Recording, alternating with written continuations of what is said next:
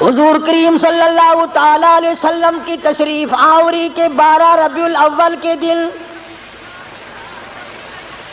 جناب ابو بکر صدیق رضی اللہ تعالیٰ عنہ کی زندگی میں خلافت میں 2 مرتبہ 12 ربیع الاول آیا، جلوس نہیں، جشن نہیں۔ فاروق اعظم رضی اللہ تعالیٰ عنہ کی خلافت کے دور میں 12 مرتبہ 12 ربیع الاول کی تاریخ آئی، مدینے کی گلیوں میں کوئی جلوس نہیں۔ حضرت عثمان ذی النورین رضی اللہ تعالیٰ عنہ کی خلافت کے دور میں 12 سال تک 12 دفعہ ربیع الاول آیا، مدینے کی گلیوں میں کوئی جشن جلوس نہیں۔ حضرت علی رضی اللہ تعالیٰ عنہ کی خلافت کے دور میں 5 مرتبہ 12 ربیع الاول آیا، کوئی دور نہیں، کوئی جلوس نہیں، کوئی جشن نہیں۔ سیدنا امیر معاویہ رضی اللہ تعالیٰ عنہ کی خلافت کے دور میں 12 ربیع الاول 19 مرتبہ آیا، مگر کوئی جلوس نہیں۔ السلام علیکم پیارے دوستو، آج پھر سے ہم آپ کے لیے ایک بہت ہی پیارا بیان لے کر حاضر ہوئے ہیں۔ بیان کا عنوان ہے 12 ربیع الاول اور جمعے کا بہت خاص دن۔ بہت ہی پیارا بیان ہے دوستو، گزارش ہے اس بیان کو پورا سنیں۔ آئیے چلتے ہیں اس بیان کی اور۔ حضور کریم صلی اللہ علیہ وسلم نے فرمایا جمعے کا دن قیامت کی نشانی ہے۔ قیامت کا دن جس دن قائم ہوگا جمعہ ہی ہوگا۔ آج جمعہ تفریح کا دن ہے، آج جمعہ جوئے کا دن ہے، آج جمعہ شراب پینے کا دن ہے، آج جمعہ کھیل تماشا بے حیائی بدماشی کا دن لوگوں نے بنا لیا ہے۔ ایک ہمارا ماحول ہے، آپ ذرا توجہ فرمائیں۔ جمعے کے دن فلموں میں رش ہے، جمعے کے دن سینما کے ٹکٹ کا رش ہے، جمعے کے دن VCR بہت زیادہ چلتے ہیں، جمعے کے دن ٹیلی ویژن پہ بڑا رش ہوتا ہے، جمعے کے دن بدماشی ہے، جوا ہے، بے حیائی، زیادہ سے زیادہ بے حیائی جمعے کے دن ہوتی ہے۔ حالانکہ حضور کریم صلی اللہ علیہ وسلم نے فرمایا جمعے کے دن ایک گھڑی ایسی آتی ہے جو مانگو وہی ملتا ہے، جس حال میں کوئی مشغول ہوگا وہی اس کی زندگی کا مستقل ذریعہ بن جائے گا۔ کون سمجھائے تمہیں؟ کس کے اندر طاقت اور جرت ہے کہ قوم کے دھارا پھیر سکے اور قوم کے رخ کو پھیر سکے؟ کون پھیر سکتا ہے؟ اس لیے قرآن کریم نے بار بار للکارا اور فرمایا افلم یہد لہم کم اہلکنا قبلہم من القرون، اکڑنے والوں، بدماشی کرنے والوں، بے غیرت کمینوں، باداؤں، جب میرا قہر جوش میں آئے گا پھر 1 2 کو نہیں، پھر بستی کی بستی، ملک کے ملک اجاڑ کے رکھ دوں گا۔ افلم یہد لہم کم اہلکنا قبلہم من القرون،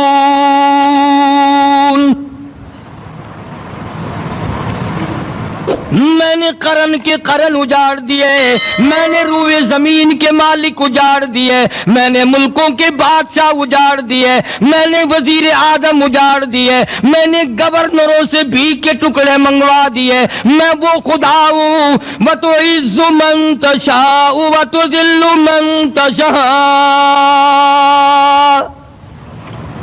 بِيَدِكَ الْخَيْرُ إِنَّكَ عَلَى كُلِّ شَيْءٍ قَدِيرٌ۔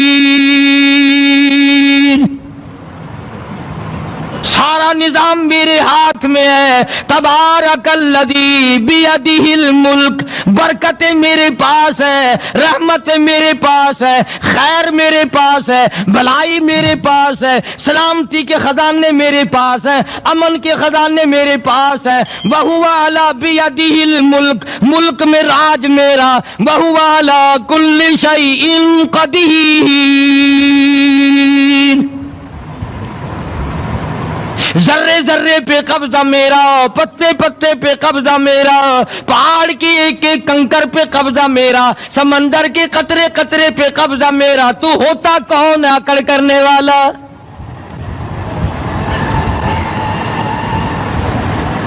غور نہیں کرتے، سوچتے نہیں ہیں کہ کلام الہی ہمیں کیا بتانا چاہتا ہے۔ جناب عثمان رضی اللہ تعالیٰ عنہ فرماتے ہیں او لوگوں میں نے ساری زندگی گزار دی اسلام کے بعد جس دن سے میں نے کلمہ پڑھا آخری دم تک کوئی جمعہ ایسا نہیں گزرا اللہ کے نام پر میں نے ایک غلام خرید کے آزاد نہ کیا ہو۔ پہلے لوگ بھی جمعے کے دن درود پاک کی کثرت کرتے تھے، خیرات کیا کرتے تھے کہ 8 دن کا کفارہ ہو جائے، اللہ تبارک و تعالی راضی ہو جائے۔ آج کے دن قیامت آئے گی، نہ جانے میرا کیا حال بنے گا، کن لوگوں میں میرا شمار ہوگا۔ مدنی کریم صلی اللہ تعالی علیہ وسلم کا دربار لگا ہوا ہے، مجلس ہے آقا مدنی صلی اللہ علیہ وسلم کی۔ وہ کتنے مقدروں والے جوان تھے جو اپنے محبوب صلی اللہ علیہ وسلم کی مجلس میں بیٹھتے تھے، وہ کتنے خوش بخت اور خوش نصیبے والے لوگ تھے جو اپنے آقا کے سامنے بیٹھتے تھے۔ حضور کریم صلی اللہ علیہ وسلم نے فرمایا مجھے 3 چیزوں سے بڑی محبت ہے، 3 چیزیں بڑی پیاری لگتی ہیں، 3 چیزیں دنیا میں بڑی مرغوب ہیں مجھے۔ فرمایا ایک نماز میری آنکھوں کی ٹھنڈک ہے۔ سرکار کی پسندیدہ بات سنو، فرمایا نماز میری آنکھوں کی ٹھنڈک ہے، جو نماز پڑھتا ہے وہ میری آنکھوں کو ٹھنڈا کرتا ہے، جو نماز نہیں پڑھتا کیا مطلب، وہ مجھے رنج دیتا ہے۔ اور جامع ترمذی میں ایک حدیث موجود ہے، ارشاد ہے حضور کریم سب کہہ دو صلی اللہ علیہ وسلم کا، فرمایا کہ ہر پیر کے دن، ہر جمعرات کے دن ہر امتی کا نامہ اعمال میرے سامنے پیش کیا جاتا ہے، ہر امتی کا اعمال نامہ سرکار کے سامنے کر دیا جاتا ہے، تیرے فلاں امتی کا یہ عمل ہے۔ ذرا مسجد میں بیٹھے ہو، قبلے کی طرف منہ کیے بیٹھے ہو، لوگوں سوچو تو صحیح ہمارے اعمال نامے دیکھ کر آقا کو کتنا رنج ہوتا ہوگا، ہمارے کردار دیکھ کر، ہماری روسیائی کو دیکھ کر آقا کو کتنا رنج پہنچتا ہوگا صلی اللہ علیہ وسلم۔ ارے ہم نے حضور کی ذات اقدس کو رنج پہنچایا، پریشانی پہنچائی، تکلیف پہنچائی، پرواہ نہیں کرتے نمازوں کی، نوجوان بھی بوڑھے بھی حج کر کے بھی نماز پڑھتے لوگ، اور اب تو ویسے بھی دانا بینا لوگ ہیں۔ تو آپ نے ارشاد فرمایا کہ میری آنکھوں کی ٹھنڈک نماز میں ہے، 3 چیزیں مجھے پیاری ہے پوری دنیا میں، 3 چیزیں پسندیدہ ہے میری۔ سب سے پہلی فرمایا نماز میری آنکھوں کی ٹھنڈک ہے، قرۃ عینی فی الصلاۃ او کما قال النبی صلی اللہ علیہ وسلم۔ فرمایا جس امتی کا یہ دل کرے کہ میں نبی کی آنکھ ٹھنڈی ہو، اسے چاہیے کہ نماز پابندی سے پڑھے۔ دوسرا فرمایا وفادار عورت مجھے بڑی پسند ہے، حضور کریم صلی اللہ علیہ وسلم نے فرمایا وفادار عورت، ہائے ہائے ہماری ماؤں سے زیادہ وفادار کون ہوں گی۔ جناب عائشہ صدیقہ رضی اللہ تعالیٰ عنہ فرماتی ہیں کالی کملی والے کے گھر میں 3 مہینے چولہے میں آگ نہیں جلتی تھی۔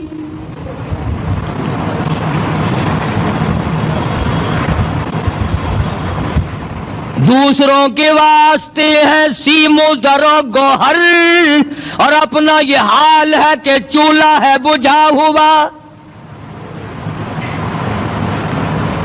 جناب عائشہ صدیقہ رضی اللہ تعالیٰ عنہ فرماتی ہیں ہمیں 24 گھنٹے میں ایک پانی کا پیالہ اور ایک کھجور کا دانہ ملا کرتا تھا۔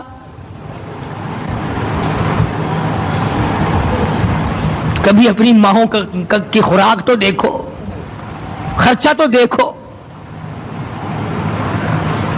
اور اگلی بات سنو تو حیران ہو جاؤ۔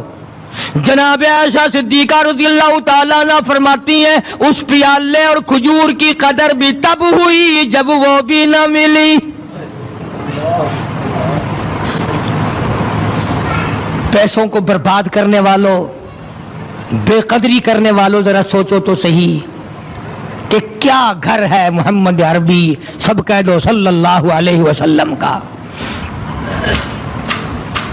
اسی گھر سے خیر و برکت ملی صحابہ کرام کو، لیکن دنیا نہ تھی، बिल्डिंग ना थी, कोठी ना थी, बंगला ना था, चहल पहल ना थी। अच्छा एक बात और आज याद करके ले जाओ, ये तो मजबूरी हुई ना, ये तो एक मजबूरी हुई, परेशानी हुई, मोहताजी हुई कि पानी का एक प्याला और एक खजूर का दाना मिलता था। और अगली बात सुनो तो हैरान हो जाओ, मजबूरी और चीज है, इख्तियार से करना और चीज है। जनाब फारूक आजम रजी अल्लाह ताला अन्हु की हुकूमत है, ऐशा सिद्दीका रजी अल्लाह ताला अन्हा का साल का खर्चा 12,000 रुपया बोरी में भरकर हजरत उमर ने हजरत ऐशा के घर पहुंचा दिया। लो तुम्हारा ये साल का खर्चा आ गया। साल का खर्चा हजरत उमर रजी अल्लाह ताला अन्हु ने जनाब ऐशा सिद्दीका रजी अल्लाह ताला अन्हा के पास भेजा। इतना बड़ा बोरा भरकर आया।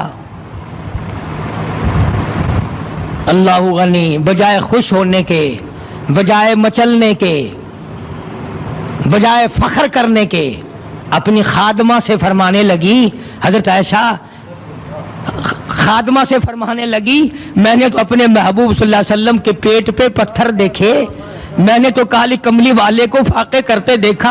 खादमा से फरमाने लगी, इस बोरी के मेरे दरमियान में कपड़ा लटका दे, मेरी आंख देखना गवारा नहीं करती, मेरी आंख देखना भी गवारा नहीं करती। उसने कपड़ा लटका दिया। इसके बाद खादमा से फरमाने लगी, मदीने में ऐलान कराओ, जिसको खैरात चाहिए वो आयशा के दरवाजे से आके ले जाए रज़ी अल्लाह ताला अन्हा। सारे मदीने में ऐलान हो गया, खैरात लेने वाले आ जाओ। एक और बात थी उस वक्त में, जरूरतमंद जाता था, ये नहीं कि टेबक में हजारों रुपया पड़ा हुआ फिर भी मांग के खाना है। अल्लाह के नेक बरगुज़ीदा बंदे, मकबूल तरीन बंदे, अल्लाह वाले, अल्लाह के वली, बुजुर्गान दीन रहीमहुमुल्लाह अलैहिम अजमाइन के वाक़यात और मुख्तसर से हालात इस नीयत से अर्ज कर रहा था कि हमें भी अपने गिरेबान में झांकने का मौका मिले।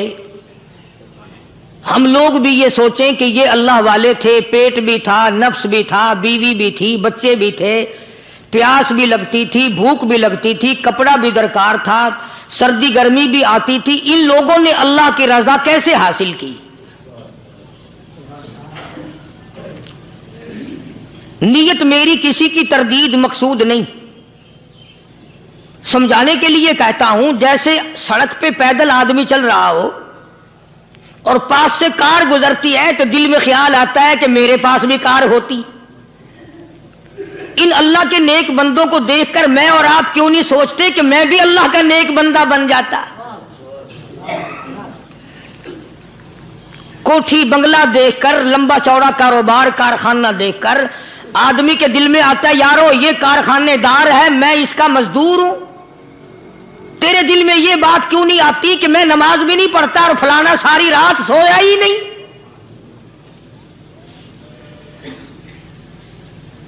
हम लोग अपने मामलात में, अपने किरदार के बारे में आखिर कब सोचेंगे? वो कौन सी नई जिंदगी मिलेगी? बस एक धोखा लगा हुआ है, ओ जी मैं तो गुनाहगार हूं मेरा क्या, ओ जी मैं तो गुनाहगार हूं मेरा क्या। यूं करता करता ही मर जाएगा, तौबा नहीं करनी। कोई आदमी पलीत हो और वो ये कहता रहे, ओ यार मैं तो पलीत हूं, यार मैं तो नापाक हूं, मेरा क्या, मैं तो नापाक हूं। अल्लाह के बंदे पानी के पास जा, गुसल कर, फिर ही तो पाक बनेगा। अपने आप को पलीत पलीत कहता रहे, यूं तो पाक नहीं बनेगा।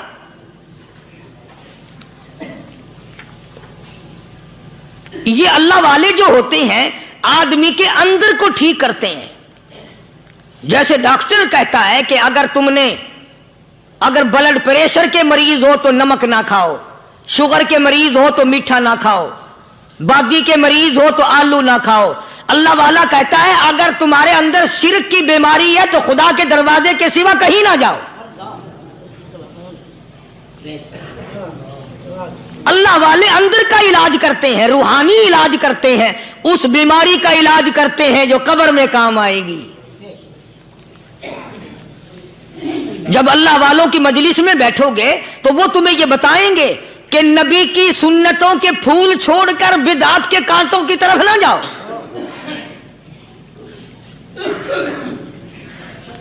اور ہدایت ہے محمد کریم صلی اللہ علیہ وسلم کی. سبحان اللہ. وہ جوان کتنا خوش نصیب ہوگا جو حضور کے ساتھ سواری پہ سوار ہے. اللہ اکبر. سیدنا معاذ بن جبل رضی اللہ تعالیٰ عنہ کی ذات اقدس ہے جس سواری پہ محمد عربی صلی اللہ تعالی علیہ وسلم سوار ہیں، اسی سواری پہ صحابی بھی سوار ہے، آپ کے پیچھے سوار ہے. آپ نے 3 مرتبہ ارشاد فرمایا یا معاذ. وہ کتنا مقدروں والا جوان ہوگا جس کا نام آقا کے پیارے پیارے منہ سے نکلا. فرمایا یا معاذ، او معاذ. عرض کیا لبیک و سعدیک. میرے آقا میں حاضر ہوں، میں غلامی میں حاضر ہوں. کچھ نہیں فرمایا. پھر دوسری مرتبہ ارشاد ہوا یا معاذ. عرض کیا لبیک و سعدیک. کالی کملی والے میں تیری خدمت میں حاضر ہوں، میں غلامی میں حاضر ہوں. تیسری مرتبہ پھر فرمایا یا معاذ. سمجھے آپ؟ یہ تو حضور کو پتا تھا کہ میری آواز اس نے پہلی دفعہ میں ہی سن لی، پکار رہا ہے میں حاضر ہوں. 3 مرتبہ آواز اس لیے دی یعنی میں جو تجھے بتانا چاہتا ہوں وہ بڑی اہم بات ہے، توجہ کر، دھیان کر اس بات کی طرف جو میں تجھے بتانے لگا ہوں. تیسری مرتبہ ارشاد ہوا یا معاذ. عرض کیا لبیک و سعدیک. میرے آقا میں حاضر ہوں، غلامی میں حاضر ہوں. ارشاد فرماؤ. فرمایا یا معاذ لا تشرک باللہ. او معاذ مجھ سے ارشاد سن لے، مجھ سے پیغام سن لے. میں محمد کریم صلی اللہ تعالی علیہ وسلم تجھے بڑی پتے کی بات بتانے لگا ہوں، گر کی بات بتانے لگا ہوں، کوئی حقیقت کی بات بتانے لگا ہوں. لا تشرک باللہ. او میرے جمال، میرے صحابی، او معاذ، اللہ کی ذات میں، اللہ کی صفات میں کسی کو شریک نہ ٹھہرانا.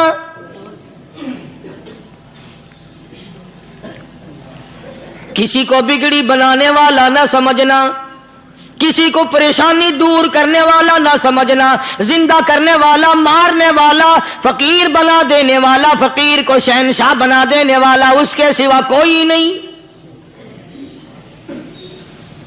چلو ہو گئی بات، فرما دیا آپ نے کہ شرک نہ کرنا. اب ہماری بات سنو، ابھی حدیث کا جملہ باقی ہے جو محمد عربی صلی اللہ علیہ وسلم کی زبان مبارک سے نکلا. اہم بات باقی ہے، ٹھیک ہے فرما دیا، لیکن اب سوال کرو سرکار مدینہ صلی اللہ علیہ وسلم سے کہ جی اگر کوئی مصیبت کی وجہ سے کر بیٹھے، اگر کوئی پریشانی کے عالم میں آ کے کر بیٹھے، کوئی دکھوں کا مارا ہوا کر بیٹھے تو صاف فرما دیا. فرمایا او معاذ ان قتلتا، اگرچہ تجھے قتل کر دیا جائے، تیرا ٹکڑا ٹکڑا کر دیا جائے، تیرا قیمہ بنا دیا جائے، اس سے بھی سخت بات آگے فرمائی او حرقتا، چاہے تجھے جلا کر خاک کر دیا جائے، تیرا قیمہ بنا دیا جائے، تجھے جلا کر راکھ بنا دیا جائے، کسی حال میں بھی تجھے شرک کرنے کی اجازت نہیں. اور ایک اور بات میرے سے سن کر پکا کے لے جاؤ. چوری کرنے والا ساری عمر چوری کرتا ہے، لیکن کبھی ایسا دن اس کی زندگی میں نہیں آیا ہوگا جب وہ یہ کہے کہ میں عبادت کر رہا ہوں. لاکھ چوری کی ہو یہ کہے گا کہ میں گناہگار ہوں، چوری کر. اپن چلو تمہارے منہ پہ نہیں کہے گا، دل میں کہے گا. زنا کرنے والا کبھی نہیں کہتا کہ میں گناہ نہیں کرتا، شراب پینے والا کبھی نہیں کہتا کہ میں گناہ نہیں کرتا، حرام کھانے والا، رشوت لینے والا کبھی نہیں کہتا کہ میں گناہ نہیں کرتا۔ شرک ایسا گناہ ہے، ایسی گمراہی ہے، اس کو بندہ گناہ سمجھ کر نہیں، عبادت سمجھ کے کرتا ہے۔ اور ارشاد فرمایا محمد عربی صلی اللہ علیہ وسلم نے کہ شرک کرنے والے کو توبہ کی توفیق نہیں ہوتی، وہ اس کو برا سمجھے تو توبہ کرے، جب وہ اس کو برا سمجھتا ہی نہیں تو گناہ سمجھتے ہی نہیں تو توبہ کائے کی کرے گا وہ۔ میں عرض کر رہا تھا کہ یہ جو اولیاء کرام ہیں، بزرگان دین ہیں، اللہ والے ہیں، یہ شرک کی لعنت سے آدمی کو بچانے کے لیے ساری زندگی کوشاں رہتے ہیں۔ حدیث پاک میں آتا ہے، ارشاد فرمایا محمد کریم صلی اللہ علیہ وسلم نے کہ جب آدمی گناہ کرتا ہے، فرمایا ان فی الجسد لمضغۃ اذا صلحت صلح الجسد كله واذا فسدت فسد الجسد كله الا وهي القلب، او كما قال النبي صلی اللہ علیہ وسلم۔ ارشاد فرمایا آدمی کے بدن میں ایک گوشت کا ٹکڑا ایسا ہے کہ جب وہ ٹھیک ہو جائے تو سارا بدن ٹھیک ہو جاتا ہے، جب وہ بگڑ جائے تو سارے بدن کا نظام بگڑ جاتا ہے۔ الا وہی القلب، سرکار مدینہ صلی اللہ علیہ وسلم نے فرمایا وہ دل ہے۔ دل آدمی کا سنور جائے تو سارا کچھ سنور گیا، دل بگڑ گیا تو سب کچھ بگڑ گیا۔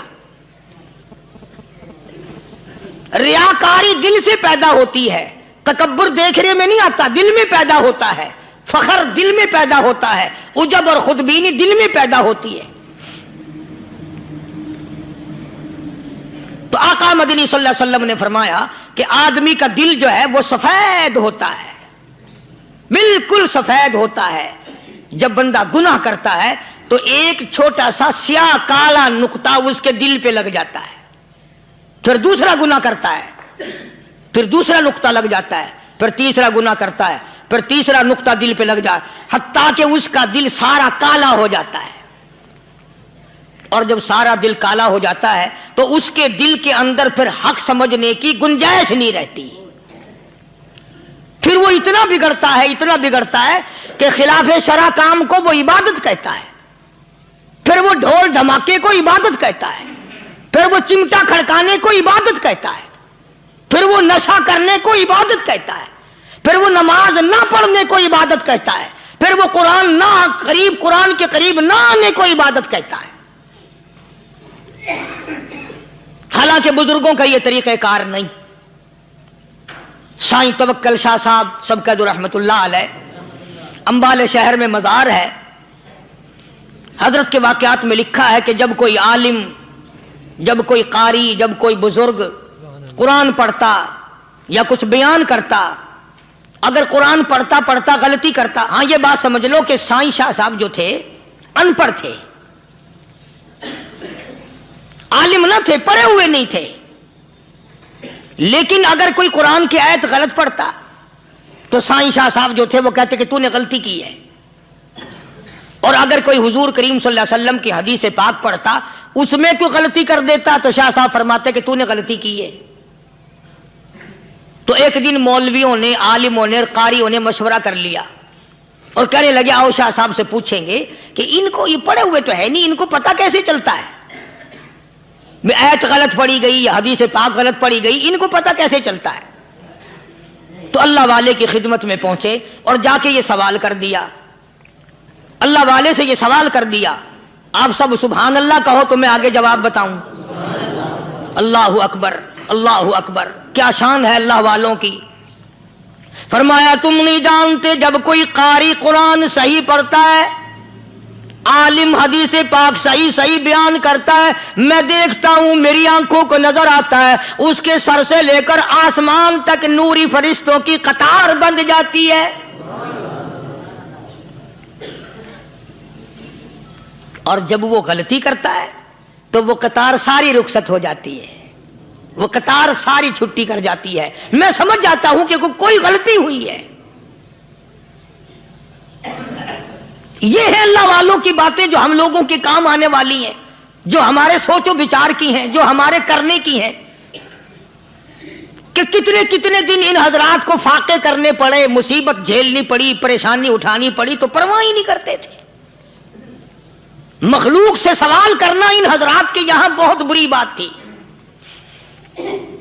بلکہ نفحۃ الیمن ایک عربی کورس کی کتاب ہے، درس میں پڑھائی جاتی ہے عربی مدرسوں میں۔ ہم نے جب سبق پڑھتے تھے تو ایک واقعہ پڑھا تھا کہ کسی پہاڑ کی غار میں ایک اللہ والا رہتا تھا اور اللہ اللہ کرتا تھا ہر وقت۔ اللہ کی طرف سے کھانا آ جاتا تھا اور وہ کھا لیا کرتا تھا۔ تو خدا امتحان بھی کرتا ہے، آزمائش بھی کرتا ہے۔ دعا کیا کرو اللہ ہماری آزمائش نہ فرمائے۔ ہم لوگ آزمائش کے قابل کہاں ہیں؟ تو اللہ پاک نے جب اس اللہ والے کی آزمائش فرمائی تو 3 دن تک کھانا نہ آیا، 3 روز تک کھانا نہیں آیا۔ جب نہیں آیا تو بھوک نے ستایا، اور جب بھوک نے ستایا تو پریشانی ہوئی، اور جب پریشانی ہوئی تو دل میں خیال آیا کہ اب میرے لیے سوال کرنا جائز ہو گیا، اب تو میں بالکل بھوک نے تنگ کر دیا مجھے۔ تو پہاڑ سے نیچے اترے اور جا کر کے ایک مکان پہ سوال کر دیا، اور سوال یہ کیا کہ اللہ نام پہ مجھے کھانا چاہیے۔ ان گھر والوں نے 3 روٹیاں دے دی، ان گھر والوں نے 3 روٹیاں دے دی، اور یہ اللہ کا ولی لے کے چل دیا۔ تو جس گھر سے 3 روٹیاں ملی تھی ان کے یہاں ایک کتا بھی تھا، وہ اس ولی کے پیچھے پیچھے لگ گیا اور بھونکار قریب تھا کہ کاٹ کھائے پھاڑ کھائے۔ اللہ کے ولی نے سوچا کہ یہ تو بڑا ظالم کتا پیچھے لگ گیا، 1 روٹی اس کو پھینک دوں، 2 مجھے کافی ہو جائیں گی، یہ پڑا اس کی ہلے لگ جائے گا، مشغول ہو جائے گا، میں نکل جاؤں گا۔ یہ کتاب کی بات ہے، حدیث کی نہیں۔ تو نفحۃ الیمن کتاب میں واقعہ یوں لکھا کہ کتا 1 روٹی کھا کے پھر بھاگ کے اس ولی کو مل گیا اور بہت بھونکار کاٹنے کے قریب ہوا۔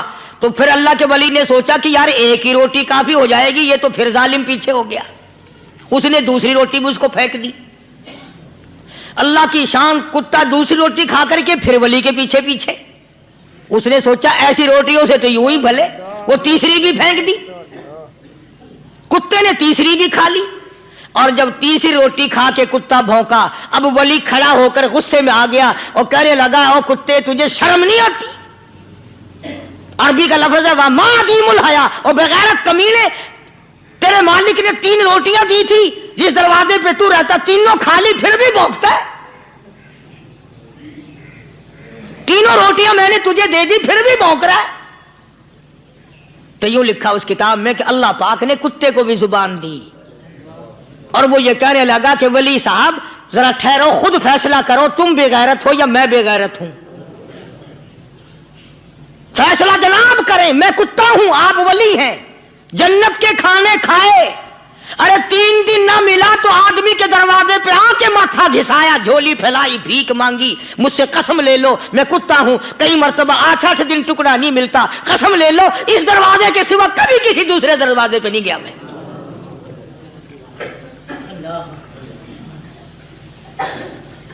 تجربہ کر لو، 3 دن کتے کو ٹکڑا ڈالو، چوتھے دن دم ہلا کر تمہارے پاؤں میں لٹے گا۔ ساری عمر گزر گئی اس مالک کا دیا ہوا کھاتے ہوئے پیتے ہوئے، آج بھی تجھے اس مالک کا دروازہ سمجھ نہیں آیا۔ پانی وہ پلاتا والذی ہوا یطعمنی ویسقین وَإِذَا مَرِضْتُ فَهُوَ يَشْفِينِ۔ کتنا کھلاتا ہے، کتنے اعلیٰ درجے کے کھانے کھلاتا ہے، طرح طرح کے کھانے کھلاتا ہے۔ پالا اس نے، سنبھالا اس نے، زندگی اس نے دی، اولاد اس نے دی، خوبصورت بیوی اس نے دی، گھر آباد اس نے کیا، تھوڑی سی پریشانی آ گئی، اب جا کے قبر کے سامنے جھکا کھڑا ہے، اس مالک سے میرا کام نہیں چلا، او 4 گز زمین میں پڑنے والے، تو میری حاجت روائی کر دے۔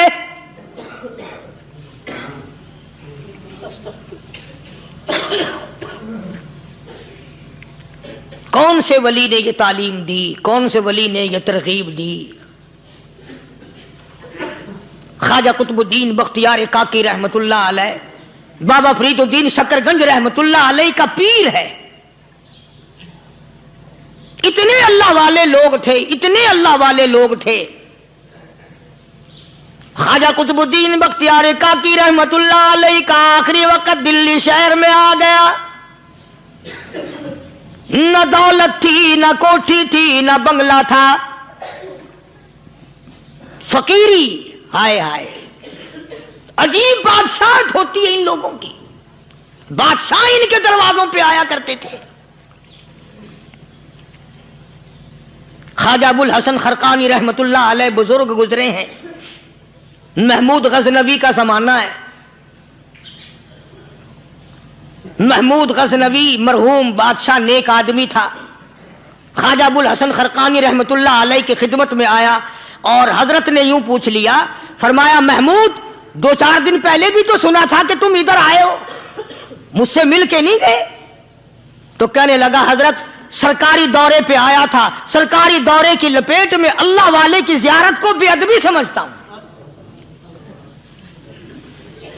اللہ والے کی زیارت کرنے آؤں، کام کوئی اور لے کر آؤں اور اللہ والے کی زیارت کروں؟ میرے نزدیک یہ بے ادبی ہے۔ فرمایا آج ارادہ کر کے آئے ہو؟ کہ جی ہاں ارادہ کر کے آیا ہوں۔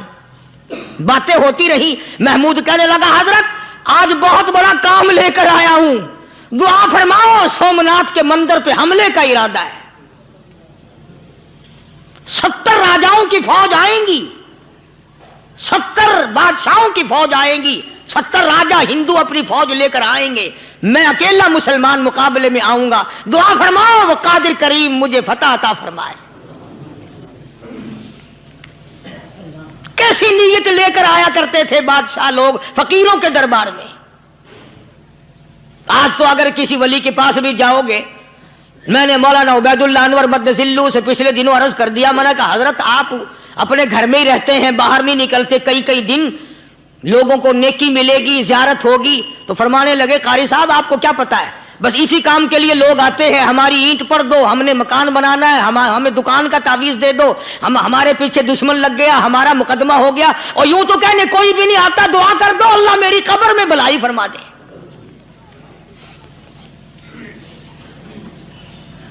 تو محمود غزنوی نے خواجہ ابو الحسن خرقانی سے درخواست کی کہ آپ دعا فرمائیں۔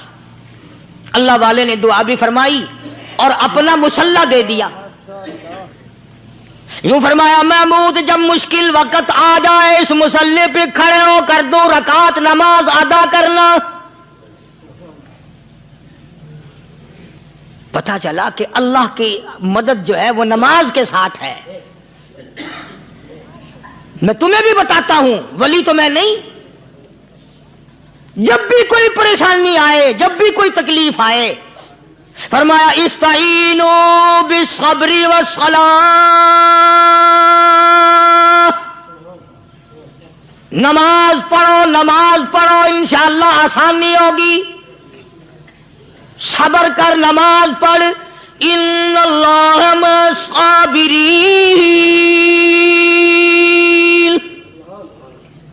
اللہ پاک صبر کرنے والوں کا ساتھی ہے، صبر بھی کرتا جا، نماز بھی ادا کرتا جا، جس سے تیرا بگاڑ ہے یوں بھی سوچتا جا میری طرف سے کوئی ظلم نہ ہو جائے، میں مارا جاؤں گا۔ مسلح ساتھ لے کر چلا گیا اور اپنی فوج کو لے کر کے سومناتھ کے مندر پہ حملہ کر دیا۔ مسلمان فوج بڑا سفر کر کے آئی تھی، دور سے آئی تھی، تھکی ہوئی تھی، چور چور تھی، اتنے حالات نہ تھے، اتنے ہتھیار نہ تھے، 70 راجاؤں کی فوج کے مقابلے میں مسلمانوں کو شکست ہو گئی۔ محمود غزنوی کو خبر دی گئی بادشاہ شکست ہو گئی۔ محمود نے 2 رکعت نماز ادا کی، اور یہ بھی بتا دوں اللہ والوں کا اتنا ادب کیا محمود غزنوی نے کہ اس مسلح پہ کھڑے ہو کر نماز نہیں پڑھی، اس کو سر کے اوپر رکھ کے نماز پڑھی۔ مسلح اللہ والے کا سر پہ رکھ لیا اور نماز پڑھی خدا کے حضور میں، اور پھر سر سجدے میں رکھ دیا، میرے پروردگار بے نیاز میں گناہگار سہی، میں سیاکار سہی، میں تیرا بندہ ہوں۔ او میرے مولا مقابلہ کفر سے ہے، حق پرستوں کی نہ کی تو نے گر دل جوئی نہیں، تانا دیں گے بت کے مسلم کا خدا کوئی نہیں۔ او میرے پروردگار آج مجھے ذلیل نہ کر، آج میری شکست نہ کر، آج مسلمانوں کو شکست نہ دے۔ اور بے نیاز پروردگار کافر کہیں گے ان کا خدا کہاں گیا؟ بس محمود غزنوی نے اللہ کے حضور میں نماز ادا کی اور دامن پھیلایا اور سر سجدے میں رکھا، وہ اطلاع ملی کہ شکست فتح میں بدل گئی۔ چنانچہ جمعے کا خطبہ محمود غزنوی نے سومنات کے مندر کے اندر دیا۔ اس قدر اللہ والوں کو دلچسپی تھی ان معاملات سے کہ قوم کے لیے بھلائی ہو، ملک کے لیے بھلائی ہو، عوام کے لیے آخرت کی دنیا کی بھلائی مقصود تھی۔ خواجہ قطب الدین بختیار کاکی رحمت اللہ علیہ دلی شہر میں رہتے ہیں، بادشاہوں کا زمانہ ہے۔ اللہ اللہ کیا عجیب لوگ تھے۔ آج تو اچھے بھلے دیندار طبقہ نماز پڑھانے والوں کو نماز کے، غسل کے، وضو کے مسائل معلوم نہیں۔ دوستو ایسا وقت تھا سلطان صلاح الدین خلجی رحمت اللہ علیہ کو بادشاہ ہو کر عربی کی بہت بڑی 4 جلدوں میں کتاب ہے ہدایہ بادشاہ صلاح الدین خلجی کو زبان نہیں آتا، اتنی بڑی عظیم کتاب زبان نہیں آتی۔ وہ بادشاہ بھی ہوا کرتے تھے اور ولی بھی ہوتے تھے۔ سلطان عالمگیر رحمت اللہ علیہ بہت بڑا بادشاہ ہو کر، اورنگزیب ہے، عالمگیر ہے، اتنا بڑا عظیم بادشاہ، مگر حضور کریم صلی اللہ علیہ وسلم کی 5000 حدیث پاک اس بادشاہ کو زبان نہیں آتی، اور قرآن کا حافظ تھا، قرآن کا قاری تھا، قرآن کا عالم تھا، قرآن کا مفسر تھا، ولی بھی تھا، بادشاہ بھی تھا، اللہ والا بھی تھا، اور اتنا خوف تھا دل میں تمہیں کیا بتاؤں۔ اللہ اکبر، بادشاہ ہو کر کے کپڑا خریدا، مزدوری کر کے کپڑا خریدا بادشاہ نے، اور کپڑا خرید کر اس کی ٹوپیاں اپنے ہاتھوں سے سی۔ عالمگیر رحمت اللہ علیہ نے اس کی ٹوپیاں اپنے ہاتھوں سے سی اور چاندنی چوک دلی میں کھڑے ہو کر فروخت کی، بیچی۔ 6-7 روپے جمع کر کے ایک تھیلی میں بند کر کے اوپر لکھا عالمگیر کا کفن ان پیسوں سے خریدا جائے۔ کبھی ہم نے بھی سوچا جو رشوت مارنے والا آدمی ہے، بتاؤ اس کے لیے کفن کہاں سے اچھے پیسے تلاش کر کے لایا جائے گا؟ رشوت کا ہی کفن ملے گا نا۔ جو آدمی ملاوٹ کر کے پیسے کماتا ہے، فنکاری کر کے پیسہ کماتا ہے، دغا اور فریب کر کے پیسے کماتا ہے، تو آج ہمارا کفن بھی صحیح نہیں، کفن بھی دغا والا، فریب والا، ملاوٹ والا۔ بلکہ تم تو کہتے ہو کہ آج کل کھانے کے لیے خالص کچھ نہیں ملتا، میں کہتا ہوں میت کو غسل دینے کے لیے پانی خالص نہیں ملتا۔ یہ جو ہم موٹریں نلکے لگاتے ہیں، یہ پیسے کون سے ہمارے خالص ہیں؟ جو صابن میت کو مل رہی ہیں کون سے پیسوں کا خریدا ہوا ہے؟ جو خوشبو میت کو لگ رہی ہے کون سے پیسوں کی خریدی ہوئی ہے؟ جو کفن پڑ رہا ہے وہ کیسے پیسوں کا کفن ہے؟ اور میں آگے بڑھ کر کے کہتا ہوں جو کندھوں پہ اٹھائے جا رہے ہیں وہ کون سے کتب ہیں، کون سے ابدال ہیں؟ جس نے میت کو غسل دیا ہے کبھی معلوم کیا کہ وہ کتنا بڑا نیک آدمی ہے؟ یہ تو ہمارے آخری وقت کا حال ہے، اور اس طرف کسی کا دھیان نہیں، سوچ نہیں، بچار نہیں، قطعی طور پر اندھے ہو جاتے ہیں۔ او میاں ٹھیک ہے جو کچھ ہو رہا ہے۔ اچھا ایک بات عرض کروں، اللہ تبارک و تعالیٰ کے یہاں جب ہم جائیں گے، اگر اور سارے معاملات کو چھوڑ دو، اللہ پاک یہی پوچھ لے کہ میاں یہ کفن جو پہن کے آیا یہ کیسا ہے؟ یہ جو کفن پہن کے آیا یہ کیسا؟ ہم کیا جواب دیں گے؟ بادشاہ عالمگیر رحمت اللہ علیہ نے تھیلی پہ لکھ کر کے بند کر کے رکھ دیا، جب میرا انتقال ہو جائے، میری موت آ جائے، جب میں دنیا سے رخصت ہو جاؤں، جب میں دنیا سے چلا جاؤں، میرا آخری لباس جو میں نے ساتھ لے کے جانا ہے، وہ شادی کے جوڑے دنیا تیار کرتی ہے، سفر کے جوڑے دنیا تیار کرتی ہے، غیر ملکوں میں جانے کے لباس دنیا تیار کرتی ہے، ادھر ادھر جانے کے لیے، تقریبوں میں جانے کے لیے جوڑے لباس پوشاک دنیا تیار کرتی ہے، اور میں کہتا ہوں لوگوں، قبر کی پوشاک ہم کب تیار کریں گے؟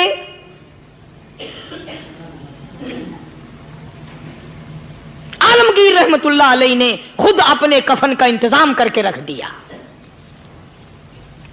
ہمارے گھروں میں تو اگر کفن کا ذکر کرو تو گھر والے بھی منہ بنائیں گے، چھوڑو تم نے کفن کی باتیں بنانی شروع کر دی ابھی سے ہی۔ اور ایک اور عرض کروں، کفن بھی مقدر والوں کو ملتا، کئیوں کو ملتا ہی نہیں۔ کفن نہیں ملتا، قبر نہیں ملتی، نماز جنازہ نہیں ملتی، غسل نصیب نہیں ہوتا۔ مقدری سودے ہیں، نہ یہ دولت سے بات بنتی ہے، اور نہ یہ اقتدار سے بات بنتی ہے، اور نہ یہ سرمایہ سے بات بنتی ہے، یہ تو تقدیروں کے مسئلے ہیں جو مالک نے اپنے ہاتھ میں رکھا ہے۔ جناب رسول کریم سب کہہ دو صلی اللہ علیہ وسلم کے سگے چچا، اللہ غنی جنگ احد ہے، امام الانبیاء محبوب کبریا حضرت محمد مصطفیٰ صلی اللہ تعالی علیہ وسلم کو خبر دی گئی، آپ کی حالت بھی زخمی ہے، آپ کا چہرہ انور زخمی ہو گیا، آپ کے چہرے میں خود جو سر پہ اوڑھ رکھا تھا اس کے حلقے کڑیاں چہرے انور کے اندر چلی گئی، نکلتی نہیں، نکالنا چاہتے ہیں، نکلتی نہیں، نکالنے کی کوشش کرتے ہیں۔ ابو عبیدہ بن جراح رضی اللہ تعالیٰ عنہ نے دانتوں میں پکڑ کر وہ حلقہ زنجیر والا کھینچ لیا۔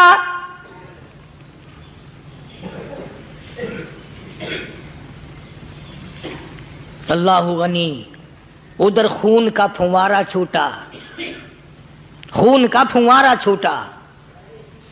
اللہ، عرش الہی سے آواز آئی، جبریل، پل جھپکنے کے برابر جبریل ساری دنیا کا نظام طے کر سکتا ہے۔ توجہ، اللہ نے آواز دی، جبریل، عرض کیا حضور، فرمایا یاد رکھ اگر میرے محبوب کا خون زمین پہ گر گیا تو پھر تو جبریل کا آئے گا۔ سدرۃ المنتہا سے سیکنڈ تو بڑی چیز ہوتی ہے، پل جھپکنے سے پہلے جبریل نے آ کر اس خون کو سنبھالا ہے۔ اتنی عظمت ہے سرکار مدینہ صلی اللہ علیہ وسلم کی اللہ تبارک و تعالیٰ کے یہاں، اور ہر پیغمبر کی۔ ابراہیم علیہ الصلوۃ والسلام کو وقت کے بادشاہ نے منجنیق میں بٹھا کر یوں آگ میں پھینک دیا، اس منجنیق میں سے، پنگوڑے میں سے خلیل نکل چکا۔ آواز آئی جبریل، جواب ملا حضور کہ میرا خلیل کو کیا ہوا؟ حضرت جبریل کو حکم ہوا، یاد رکھ اگر خلیل کا ایک بال بھی جل گیا تو جبریل کس کام کا؟ اللہ تبارک و تعالیٰ کے فرشتے نے پہلے پہنچ کر آگ پہ پر بچھا دیے۔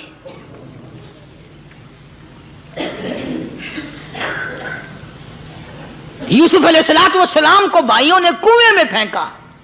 اب بتاؤ، کنواں کوئی 100-200 گز یا 100-200 میل تو لمبا نہیں ہوتا۔ میں خالق کی بے نیازی تمہیں بتا رہا ہوں، اور اپنے پیغمبروں کی کس طرح حفاظت فرماتے ہیں، سبحان اللہ۔ بھائیوں نے کنویں میں دھکا دیا، جبریل جی یہ کیا ہوا؟ تو میرا نبی آیا، میرے نبی کے کنویں میں جانے سے پہلے تخت بچھا دے۔ جبریل نے پر بچھا کر تخت بنا دیا۔ وہ تو یوں بچاتا ہے، وہ تو یوں سنبھالتا ہے۔ ابو عبیدہ بن جراح رضی اللہ تعالی عنہ نے سرکار مدینہ صلی اللہ علیہ وسلم کے چہرے انور میں سے وہ جو زنجیر کڑی کھینچی، اللہ اللہ، ابو عبیدہ کے 2 دانت نیچے کے، 2 اوپر کے، 4 دانت نکل گئے۔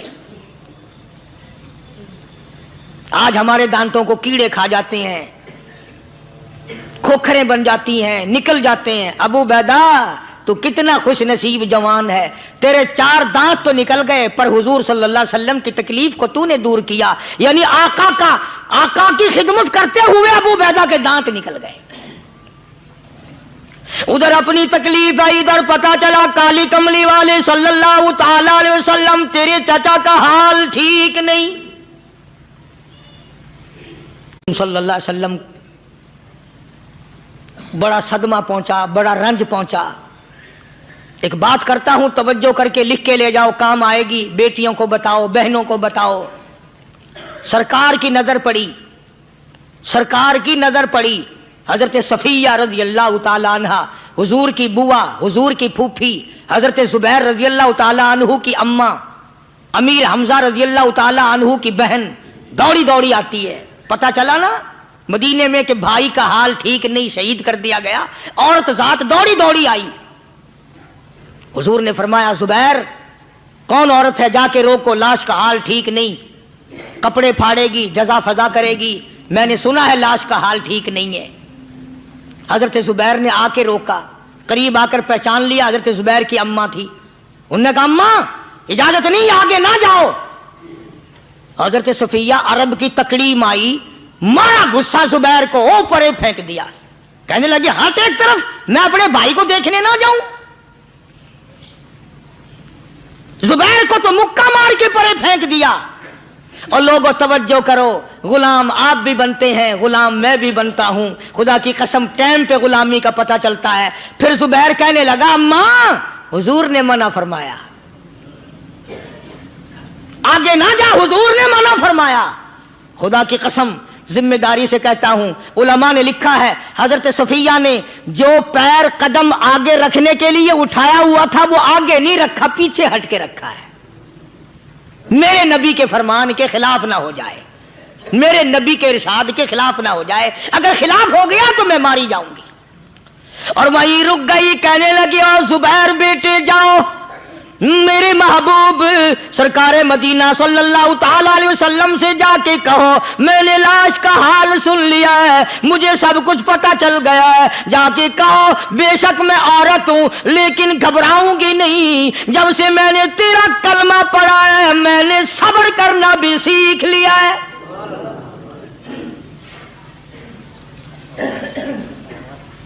میں جدا فدا نہ کروں گی، میں کپڑے نہ پھاڑوں گی، میں رونا دھونا نہیں کروں گی. مدنی کریم صلی اللہ علیہ وسلم کو حضرت زبیر نے جا کے بتا دیا، میری اماں یوں کہتی ہے. فرمایا پھر بے شک اجازت ہے جائے.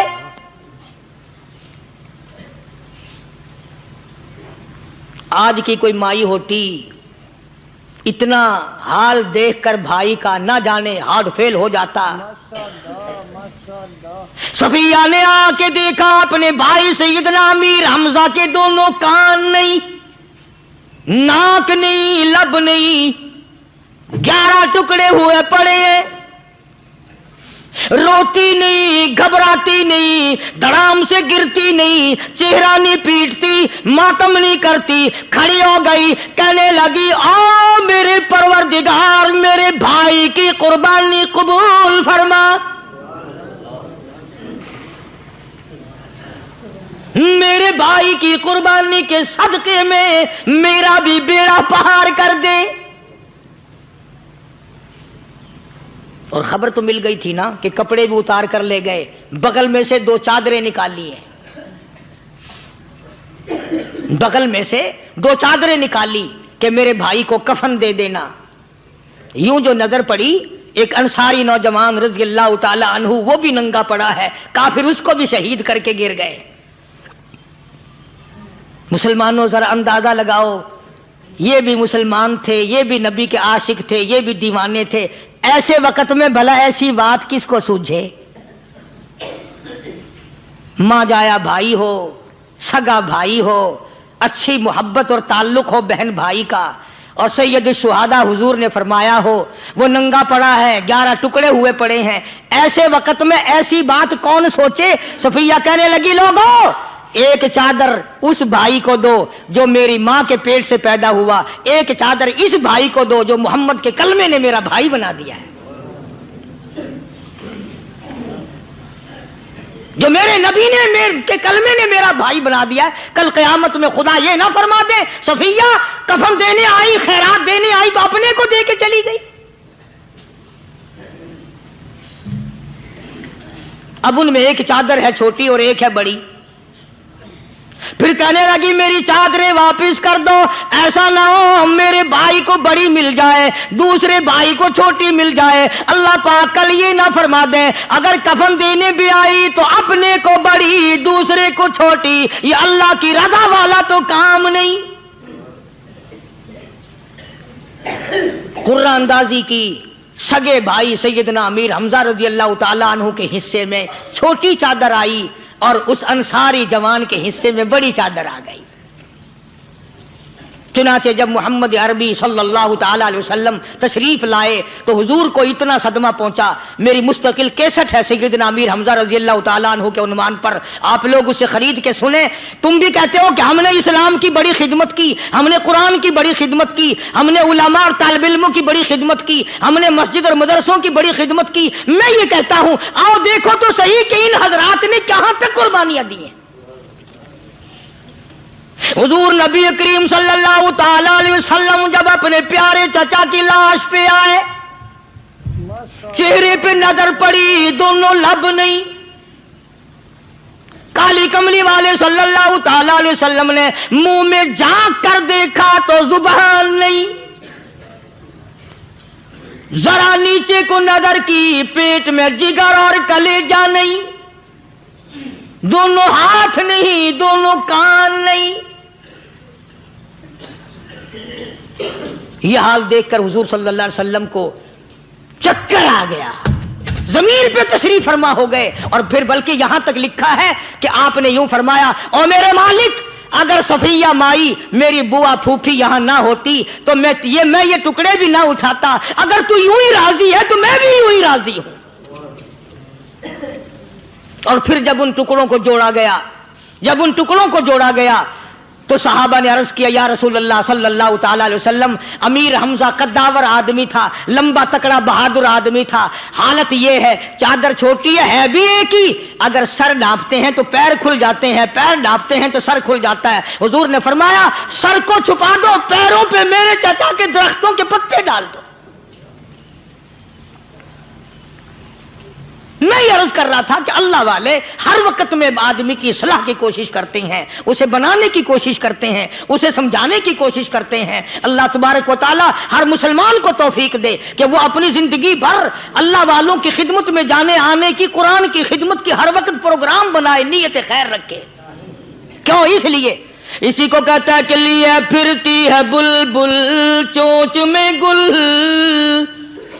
لیے پھرتی ہے بلبل چونچ میں گل، اور ڈھونڈتی ہے شہید ناز کی تربت کہاں ہے، تلاش کرتے ہیں جانور پرندے کہاں پر اللہ کی رحمت برس رہی ہے۔ تو ہمیں بھی اللہ کی رحمت کا طالب ہونا چاہیے، اللہ کی رحمت کا متلاشی ہونا چاہیے۔ اللہ پاک مجھ پہ اور آپ سب پر، ساری امت پر اپنا کرم فرمائے۔ آسمانی کتابیں نازل فرمائی، اسی کو لوگ زیادہ چمکاتے ہیں۔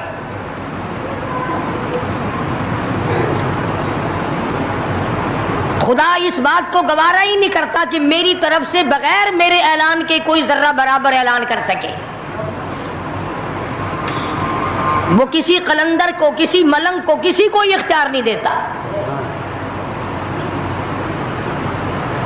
جن کا خدا جیتا جاگتا حی و قیوم قائم دائم ہے وہ تو ایسا ہے، اور جن کا خدا کبھی پیدا ہوتا ہے کبھی مر جاتا ہے ان کی میں بات نہیں کرتا۔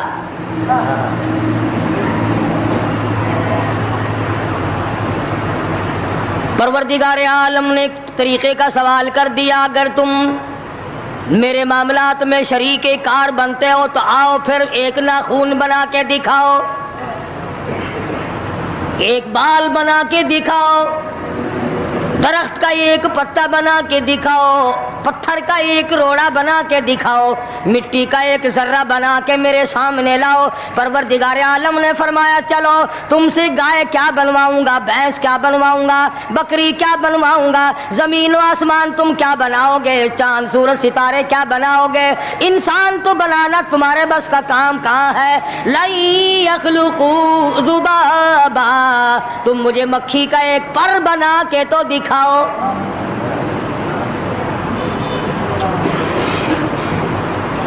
فرمایا جس کے دل میں توحید و ایمان یقین کی دولت جم جاتی ہے وہ لوگ تو دنیا ہی میں ایمان کا مزہ چکھتے رہتے ہیں، ایمان کی لذت آتی ہے۔ صحابہ اکرام رضوان اللہ تعالی علیہم مجمعین کی جماعت نے دنیا ہی میں جنت کو دیکھا، جنت کی خوشبو سونگھی، کسی کو جنت کی ہوا لگی، کسی نے جنت کا نقشہ دیکھا، کسی کو جنت کا نظارہ کرا دیا گیا دنیا ہی میں۔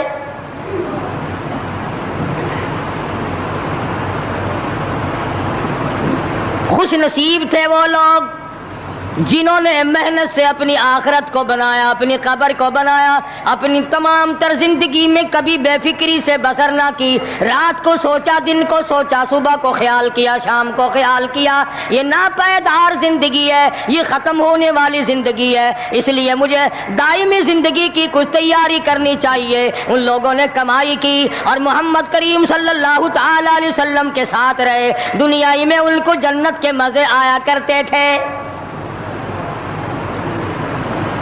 من عمل صالحا من ذکر او انثى وهو مؤمن فلنحيينه حیاتا طیبا۔ محنت کرنی پڑتی ہے، تکلیف اٹھانی پڑتی ہے، پریشانی جھیلنی پڑتی ہے، جب جا کر کچھ کام بنتا ہے، استقامت کے ساتھ کام بنتا ہے، جہاد فی سبیل اللہ کے ساتھ کام بنتا ہے، گردنیں کٹانے سے کام بنا کرتا ہے، اپنی جانوں کا قیمہ بنوانے سے کام بنا کرتا ہے، پھونک مارنے سے نہ کبھی کام بنا اور نہ آج بن سکتا ہے۔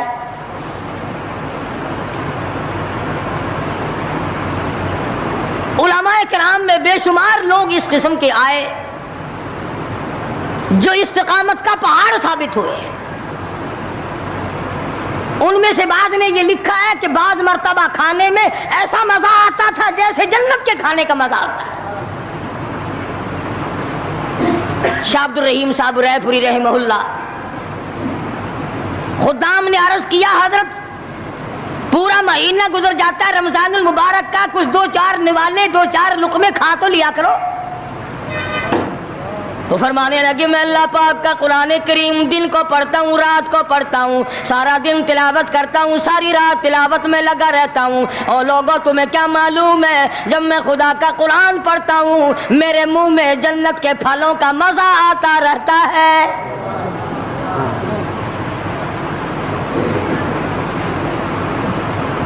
صحابی ہے مدنی کریم صلی اللہ تعالی علیہ وسلم کا، احد پہاڑ کی طرف جا رہا ہے، ایک دوسرا صحابی سامان لے کے لینے کے لیے واپس آ رہا ہے، وہ جانے والا پوچھتا ہے کدھر چلا؟ کہتا ہے مجھے فلانا کام ہے۔ پوچھا تم کہاں چلے؟ کہتا رب ذوالجلال کی قسم احد پہاڑ سے جنت کی خوشبو آ رہی ہے۔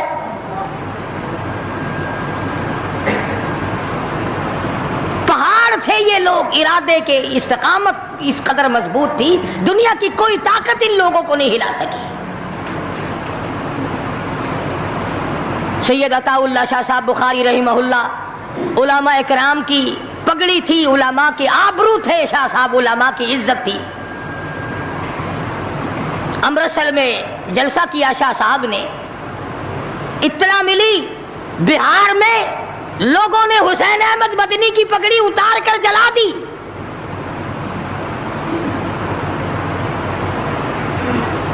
بخاری نے جلسہ کیا، لوگوں نے جستجوانہ نگاہوں سے دیکھا کہ آج بخاری سٹیج پہ ننگے سر کیوں آیا؟ فرمایا ہاں ہاں جو کچھ نگاہوں سے پوچھ رہے ہو سمجھ گیا ہوں، تم یہی کہتے ہو نا کہ میں ننگے سر کیوں آیا ہو؟ جب حسین احمد کی پگڑی تم نے اتار دی، بخاری اوڑھ کر آنے والا کون ہوتا ہے؟ آج تک دیکھو ان بہاریوں کو تم کہاں کہاں یہ دھکے کھاتے پھرتے ہیں۔ مولانا حسین احمد مدنی رحمت اللہ علیہ کی پگڑی اتاری، پیروں کے نیچے بلی اور جلا دی، داڑھی میں شراب پھینکی، بے عزتی کی، پتھر مارے۔ جو سب سے آگے تھا صبح کو تالاب میں نہانے گیا، پیر اوپر ہے سر نیچے ہے، لوگ کہنے لگے بلے بلے اتنا لمبا سانس۔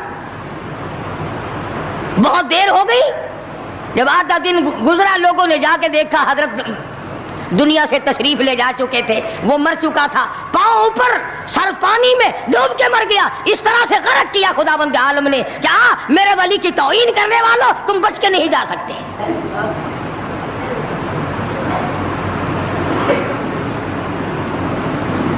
جلندر کے اسٹیشن پہ مولانا کی توہین کرنے والا یہاں فیصل آباد میں آیا، لوگوں نے اٹھا کر بھٹے کی چمنے میں ڈال کر خاک کر دیا۔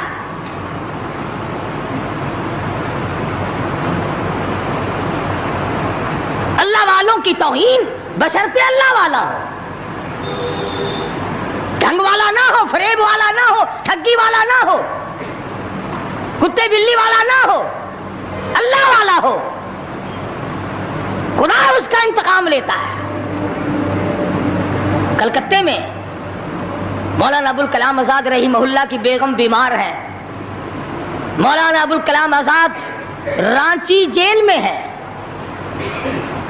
بیگم آزاد نے خط لکھا، اطلاع دی میں بڑی شدید بیمار ہوں، ایسا معلوم ہوتا ہے میرا آخری وقت ہے، مجھے آ کر کے مل جاؤ، بڑی جلدی ہے، میری بڑی تمنا ہے، بڑی آرزو ہے۔ مولانا نے جواب دے دیا، اگر تیرا آخری وقت قریب ہے کلمہ پڑھتی چلی جا، استغفار کرتی چلی جا، قرآن کریم کی تلاوت کرتی کرتی رخصت ہو جا، اللہ اللہ کرتی رخصت ہو جا، میں تجھ سے ملنے کے لیے انگریز ظالم کے سامنے ضمانت کی بھیک مانگنے کو تیار۔ خوبصورت بیان تھا، بہت ہی اچھا بیان تھا۔ بیان فرما رہے تھے حضرت مولانا قاری حنیف ملتانی صاحب اپنی خوبصورت آواز اور خوبصورت انداز کے ساتھ۔ اللہ تعالی حضرت کی مغفرت فرمائے، آمین۔ تو دوستوں ملتے ہیں، اگر آپ کو ہمارے بیان اچھا لگا تو ہمارے ویڈیو کو لائک اور چینل کو سبسکرائب ضرور کریں، اور اپنے دوستوں اور رشتہ داروں میں ایک بار شیئر ضرور کریں، اور ہمیں کمنٹ کر کے ضرور بتائیں کہ آپ کو ہمارا بیان کیسا لگا، اور کمنٹ میں ماشاءاللہ اور اللہ اکبر ضرور لکھیں۔ تو دوستوں کل پھر ملتے ہیں ایک نئے بیان کے ساتھ، تب تک کے لیے آپ سبھی کو اللہ حافظ۔ السلام علیکم ورحمۃ اللہ وبرکاتہ۔